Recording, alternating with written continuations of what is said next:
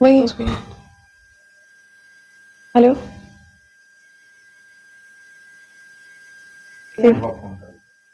हाँ यही है। अच्छा ठीक है, एक बार पूरा नंबर बता दीजिए ना हमको, क्या है एक बार क्या। कौन है? आपके भाई को अच्छा अच्छा, जी जी जी, हाँ हाँ हाँ हाँ। बोलते हैं। अच्छा ठीक है, अभी तुरंत। तो जी हाँ दोस्तों, जैसे कि आप सभी देखें कि ज्योति सिंह का जो है डायरेक्ट ही कॉल आया है और पवन सिंह का कॉल आया है, जिसमें कि पवन सिंह को बोला जा ज्योति सिंह को बोला जा रहा है, पवन सिंह खुद बोल रहे हैं, स्वयं उनका कॉल आया है, उनको ज़बरदस्ती कहीं है जैसे कि बुलाया जा रहा है। ज्योति सिंह तो ये नहीं पता है कि कहाँ बुलाया जा रहा है, लेकिन उनको ना कहीं बुलाया गया है। तो गाइस मैं बता दूं, जैसे वो अपडेट मिलती है कहाँ उनको बुलाया गया है, क्यों बुलाया गया है, वो खबर मैं आपको जरूर यहाँ पे वीडियो डाल दूंगा। लेकिन उससे पहले आप हमारे चैनल को सब्सक्राइब करके रखें, और अगर वीडियो कैसी लगी जरूर कमेंट करके